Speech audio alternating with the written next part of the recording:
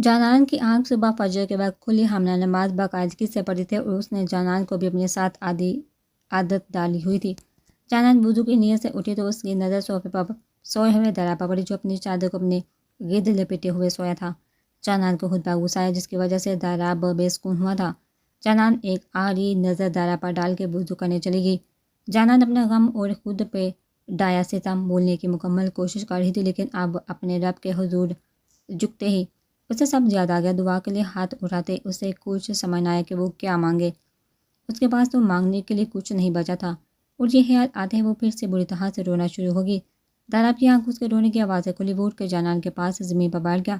تمہیں کہا تھا نا کہ اس شخص کے لیے آنسو نہیں بہانا ان کے قابل نہیں ہے۔ دارا کی بات پر جانان نے اور زیادہ رونا شروع کر دیا۔ امی نے بتایا تھا کہ میاں بیوی کی محبت صرف ایک دوسرے کے لیے ہونی چاہیے۔ میں تو ان کی بیوی تھی نا، تو کیا انہیں مجھ سے محبت نہیں ہوئی تھی؟ کیا تمہیں اس سے محبت تھی؟ داراب نے الٹا اسی سے سوال پوچھا جس کا جواب جانان کو نہیں پتا تھا۔ مجھے نہیں پتا کہ کسی سے محبت ہو تو کیسا محسوس ہوتا۔ جانان نے سر جھکا لیا تو داراب نے اس کی تھوڑی کے نیچے انگلی رکھ کے اس کا روح اپنی طرف کیا۔ جس سے محبت ہوتی ہے اس سے بات کرنے کا دل کرتا ہے، اس سے دور جانے کا خیال ہی آپ کو ختم کر دیتا ہے۔ اس کی وہ باتیں بھی اچھی لگتی ہیں جو آپ کو پسند نہیں، اور اس کی ہر حامی بھی اس کی خوبی نظر آنے لگتی ہے۔ اب تم سوچ لو تمہیں اس سے محبت تھی کہ نہیں۔ اتنا کہنے کے بعد داراب خود بھی اٹھ کر وضو کرنے چلا گیا۔ جبکہ جانان اس کی بتائی باتوں کے بارے میں سوچنے لگی تو اس کی روح تک کام کی، کیونکہ یہ سب وہ داراب کے لیے ہی تو محسوس کرتی تھی۔ لیکن محبت تو صرف اپنے شوہر سے ہوتی ہے اور کسی سے نہیں، یہی تو اس کی ماں نے اسے بتایا تھا۔ اب اٹھو یہاں سے، اس کمرے میں ایک ہی جائے نماز ہے۔ داراب کی آواز پر وہ گھبرا کے اٹھی تھی۔ داراب اس کی حرکت پہ مسکراتا ہوا نماز ادا کرنے لگا۔ عثمان صبح اٹھا تو وہ باہر لاؤنج میں صوفے پر سویا ہوا تھا۔ کل رات کے واقعات یاد آتے اس میں غصے کی ایک لہر دوڑی۔ کیسے اس کی بیوی نے اسے بے عزت کر کے دھتکارا تھا۔ وہ چاہتا تو ایک پل میں اسے حاصل کر کے اس کے غرور کو مٹی میں ملا دیتا، مگر پھر اس نے حامنہ کی حاصل کرنے اور پانے والی بات یاد آئی۔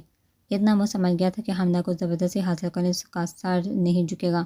اتنی آسان بھی نہیں تھی۔ اسے جھکانے کے لیے اسے حامنہ کو اس کی مرضی سے پانا ہوگا، اور وہ ایسا کر کے رہے گا۔ وہ اٹھ کر اپنے کمرے کی طرف بڑھا۔ دروازہ کھول کر داخل ہوا تو حامنہ اپنے بال باندھ رہی تھی۔ مجھے لگا تم سوئی ہوگی ابھی تک۔ وہ ڈریسنگ کے سامنے کھڑی حامنہ کے پیچھے جا کے کھڑا ہوا، اسے آئینے میں دکھنے لگا۔ حامنہ صاف گندمی رنگت اور سیاہ آنکھوں کے ساتھ، جن کو وہ کاجل لگا کر مزید خوبصورت بنا لیتی تھی، کسی کو بھی گال کرنے میں کامیاب ہو سکتی تھی۔ عثمان مسکرایا۔ وہ دونوں ساتھ بہت اچھے لگ رہے تھے۔ نہیں، میں کچھ لوگوں کی طرح نشہ کر کے صبح کے 11 بجے تک نہیں سو سکتی۔ مجھے فجر پڑھنے کی عادت ہے اور میں تبھی اٹھ جاتی ہوں۔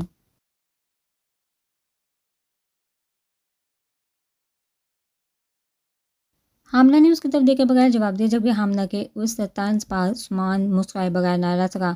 اس لیے تو اتنی اچھی بیوی سے شادی کی جو مجھے بھی سدھار دے۔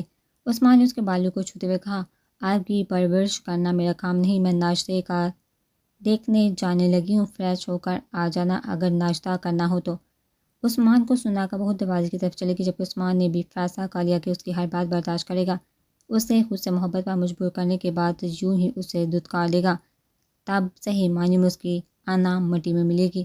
اپنے ارادوں پر مسکراتا وہ نہانے چلا گیا۔ داراب نے جانان کو بتایا تھا کہ وہ لوگ جہاں سے جا رہے ہیں، اس لیے وہ اپنی تیاری مکمل کر لے۔ 7 صبح فجر کے وقت سے کہیں گیا تھا اور داراب بھی اب کمرے میں موجود نہیں تھا۔ جانان نے تسلی سے اپنا سامان پیک کیا اور نہانے کے بعد اپنے بال سکھانے کی کوشش کرنے لگی۔ تبھی دروازہ کھلا اور داراب اندر آیا تو جانان نے جلدی سے کندھوں پر پھیلایا دوپٹہ سر پر لیا۔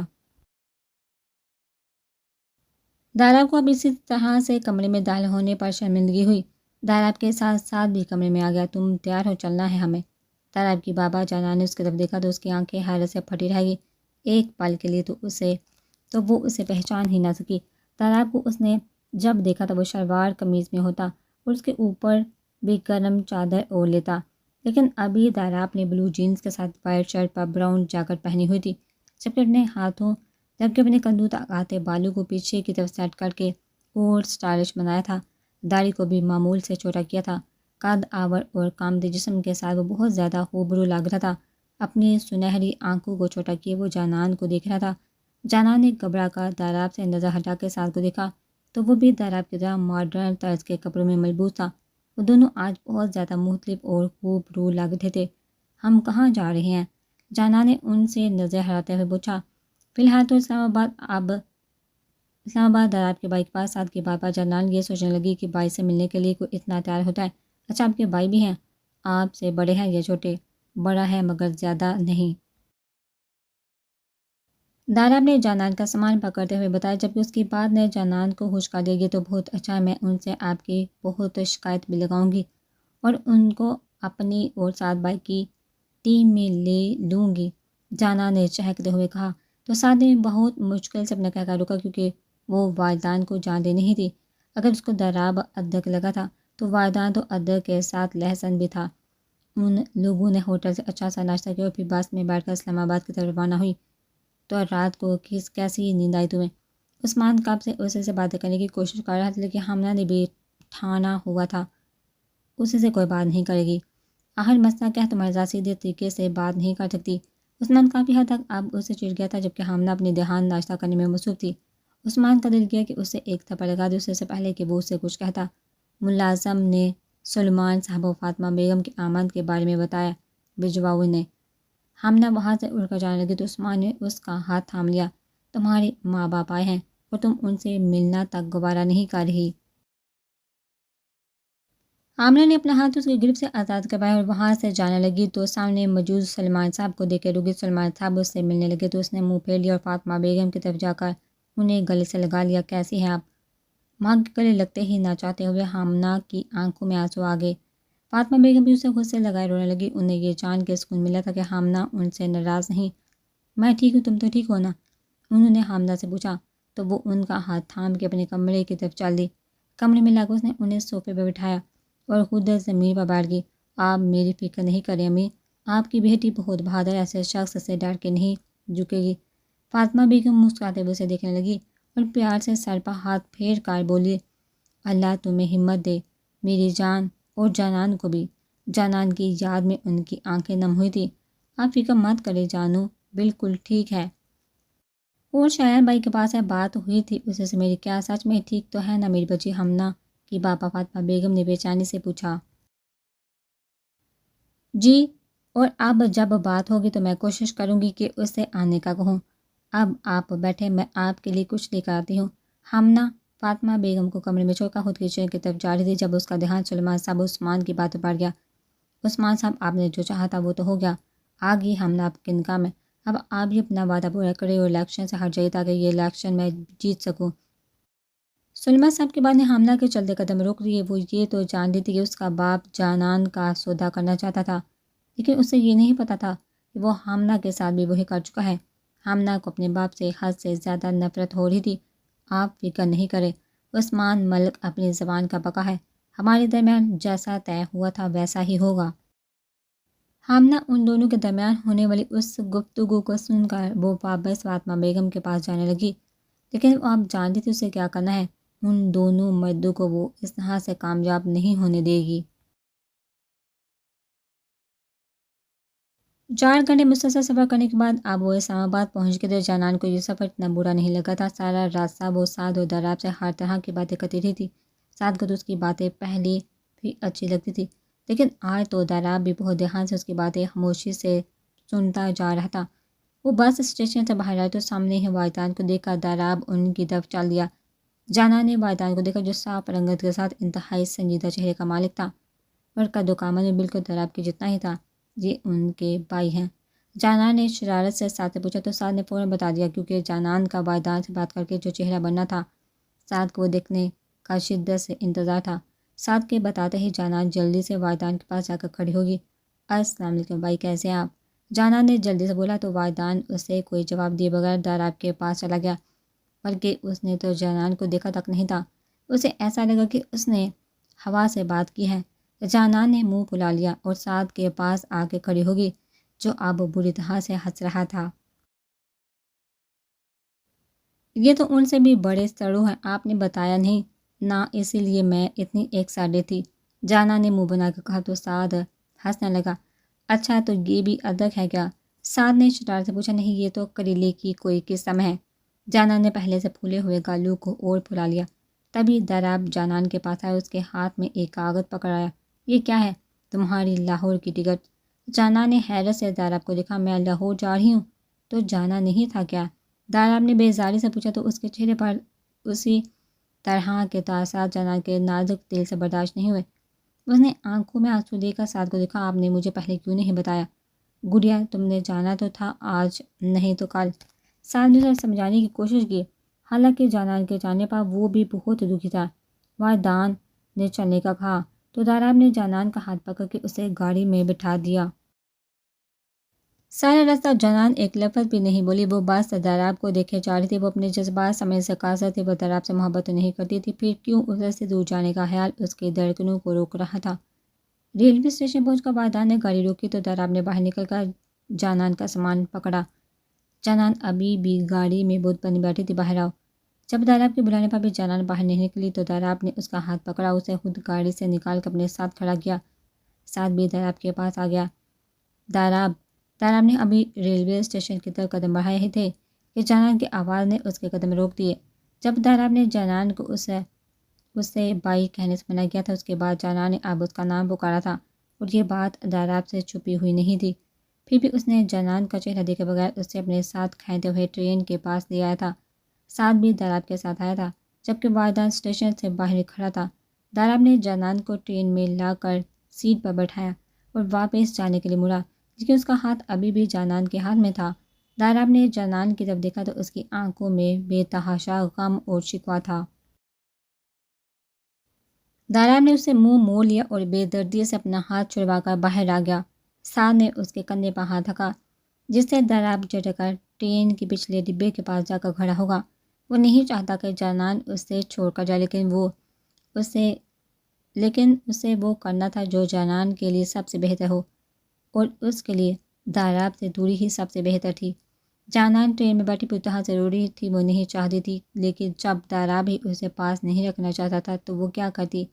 داراب کا خیال آتے ہی وہ اٹھ کر ٹرین کے دروازے میں آ گئی اور داراب کو دیکھنے لگی، جو کچھ فاصلے پر اس کی طرف پیٹھ کیے کھڑا تھا، اور ساتھ اسے کچھ کہہ رہا تھا۔ ٹرین نے ہارن کی آواز سے اپنے چلنے کا اشارہ کیا اور آہستہ سے رفتار پکڑنے لگی۔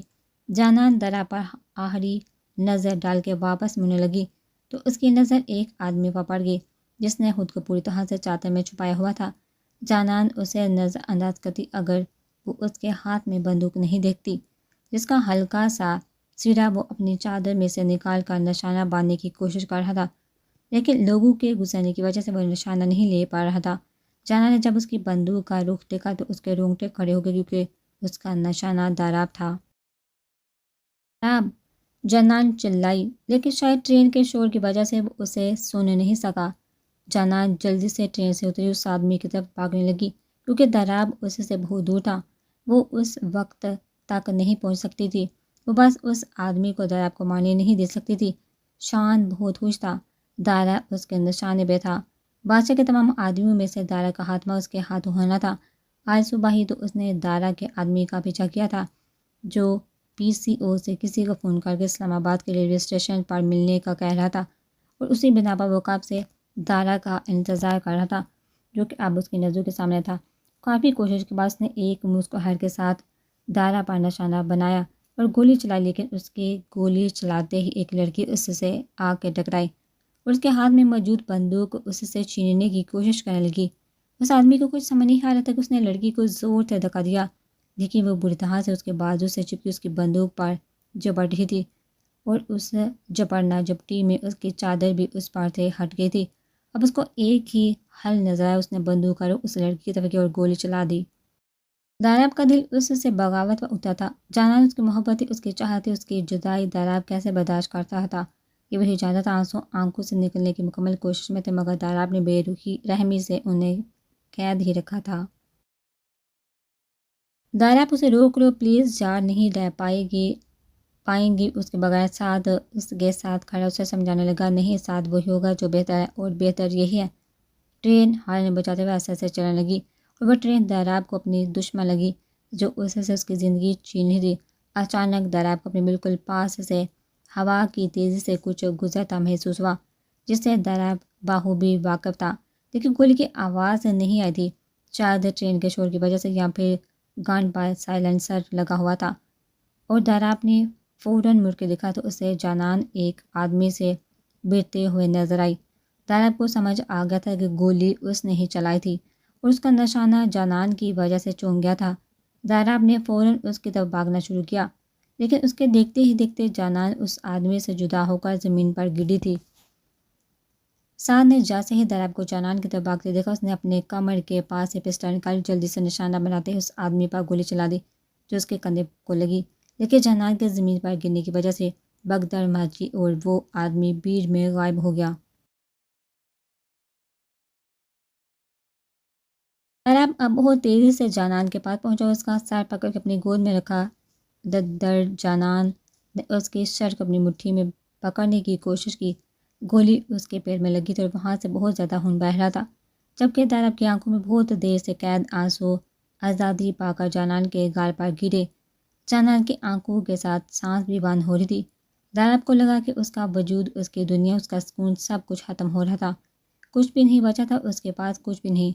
حامنہ فاطمہ بیگم سلمان صاحب کے جانے کے بعد سے اپنے کمرے سے باہر نہیں نکلی تھی، اسے بہت زیادہ بے چینی ہو رہی تھی۔ جانان اسے کل اس نے بات ہو گئی تھی، لیکن نہ جانے نہ ہونے کے برابر جانان رو بھی تو رہی تھی، اور شایان کی وجہ بتانے پر حامنہ نے فوراً یقین بکا لیا تھا، لیکن اب اسے خود پر غصہ آ رہا تھا کیونکہ وہ نہیں چاہتی تھی کہ جانان سے کیسے بات کرے گی۔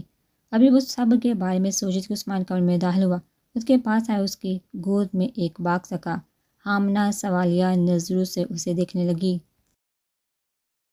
سوچا کہ ہماری شادی بہت جلدی میں ہوگی اور ولیمہ بھی فی الحال نہیں ہو رہا، تو ہم کسی اور طریقے سے اس سے بہتر کرتے ہیں، تم اسے پہن کر تیار ہو جاؤ، ہم باہر کھانے پر چلتے ہیں۔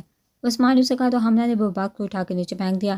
نہ تو مجھے تمہارے ساتھ کہیں جانا ہے اور نہ ہی تمہاری دی ہوئی ڈریس پہننے میں کچھ دلچسپی ہے۔ جبکہ حامنہ کی اس حرکت پر عثمان کا پارا ہائی ہو گیا، اس نے حامنہ کو سختی سے بازو سے پکڑ کے کھڑا کیا، غصے سے اس کی طرف دیکھنے لگا۔ کل رات سے میں تمہیں برداشت کر رہا ہوں، اب بس میں نے تم سے کوئی ریکویسٹ نہیں کی، آرڈر دیا ہے۔ And my dear wife, you should follow my command. Hamna بھی اس کی آنکھوں میں آنکھیں ڈال کر اسے گھورنے لگی۔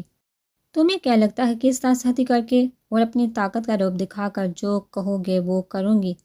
تو غلط فہمی ہے یہ تمہاری۔ حامنہ نے اتنا کہہ دیا سختی سے اپنے آپ کو چھڑوایا تھا، جبکہ اس کی بات سن عثمان مسکرانے لگا۔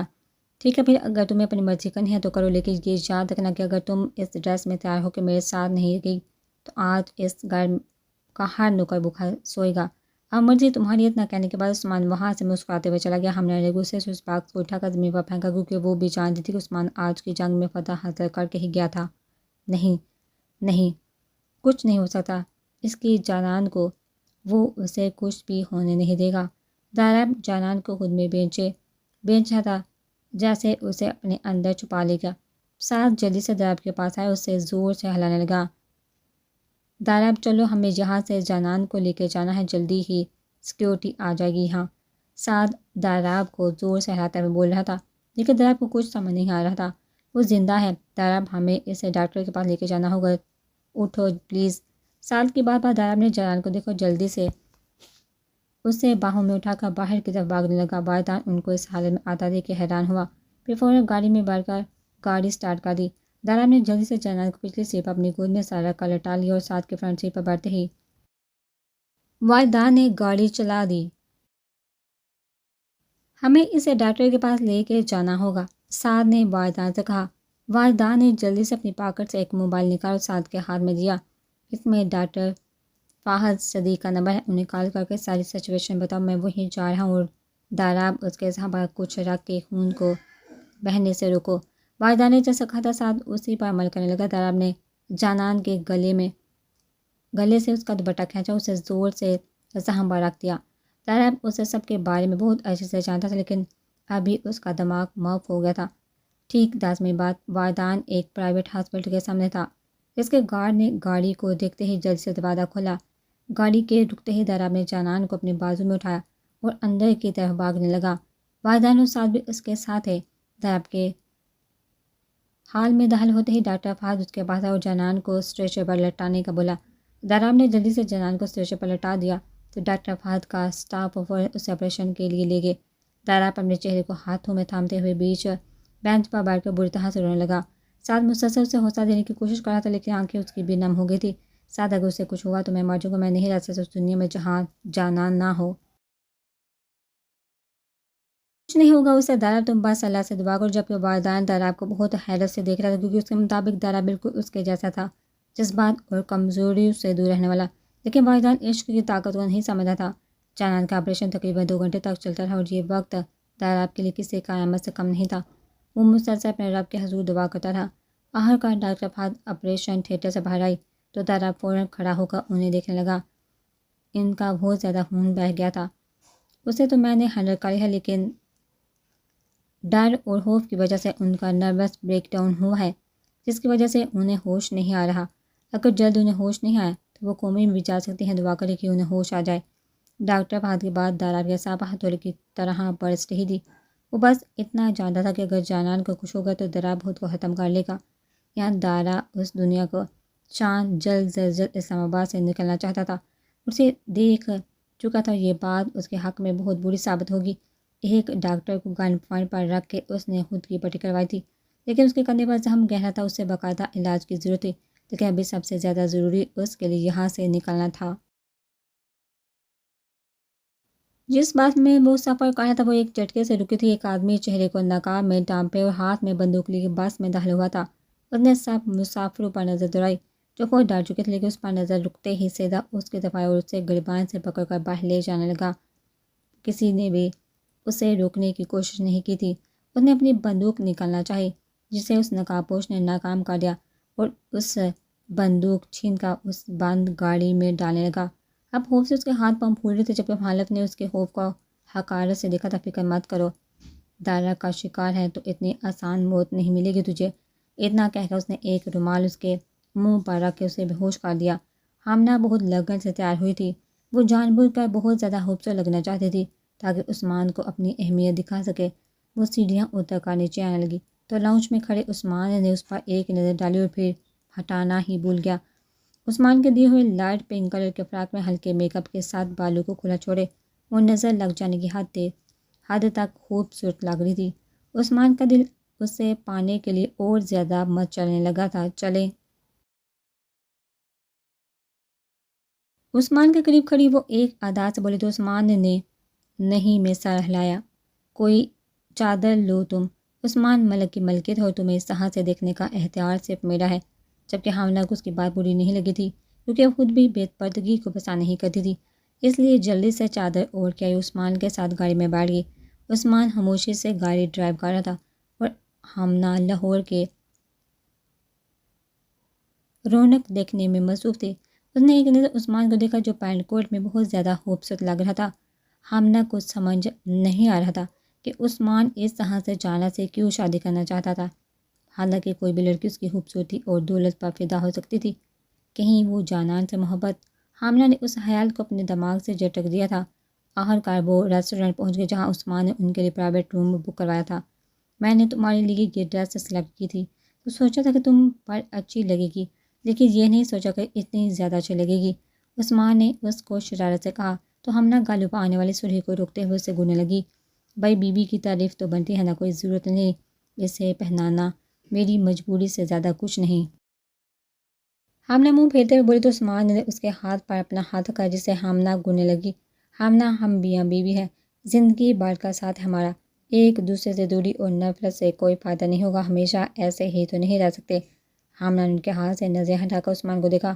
کیا واقعی ایسا چاہتے ہیں؟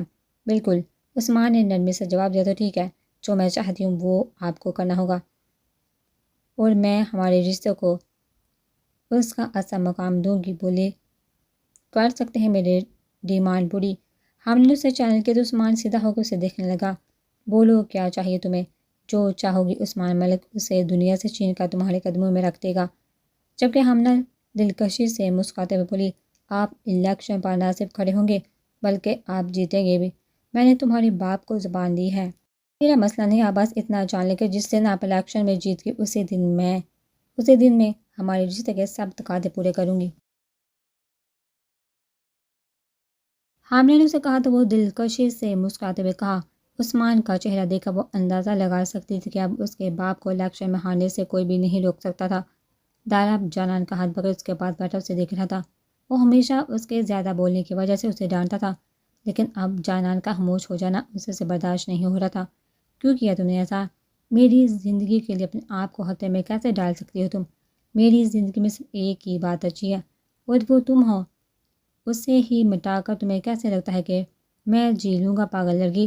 دارا کے دل کو یہ بات چیڑ رہی تھی کہ ایک انتہائی معصوم فرشتہ صرف انسان نے اپنی زندگی کو خطرے میں ڈال کر دارا جیسے جانور کو بچایا تھا جسے داراب کے مطابق جینے کا حق نہیں۔ پلیز ٹھیک ہو جاؤ، پھر تم بھی مجھے بہت زیادہ ڈانا، بالکل میری طرح۔ بس پلیز اٹھ جاؤ جانان۔ داراب کی آنکھوں سے آنسو ٹوٹ کر جانان کے ہاتھ پائے گرے۔ بہت لڑا ہوں میں اپنے جذبات سے، اپنے آپ سے۔ مجھے یہی لگا تھا کہ تم سے دوری ہی ہم دونوں کے لیے بہتر ہوگی، لیکن تمہیں کھو نہیں سکتا۔ کوئی بھی سزا دے دینا یار، لیکن ابھی ٹھیک ہو جاؤ، پھر کبھی بھی تمہیں دور نہیں جانے دوں گا۔ اپنا بنا لوں گا تمہیں اور سب سے دور لے جاؤں گا، بہت دور۔ دائرہ اس کا ہاتھ اپنے لبوں کے ساتھ لگا اپنی محبت کا اظہار کرا تو اس کے ہاتھوں کے سامنے اپنا ماتھا لگا کے وہ وہیں بیٹھا تھا۔ وادان ابھی بھی دراب کو باہر کھڑا حیرت سے دیکھ رہا تھا۔ دراب تو بالکل اس کے جیسا تھا، ایک سخت چٹان کی طرح جسے کوئی بھی توڑ نہیں سکتا تھا، لیکن ایک چھوٹی سی لڑکی اس چٹان کو بری طرح سے بکھیر چکی تھی۔ وادان کو اس سے چڑ ہو رہی تھی جس نے اس کے بھائی کو کمزور بنا دیا۔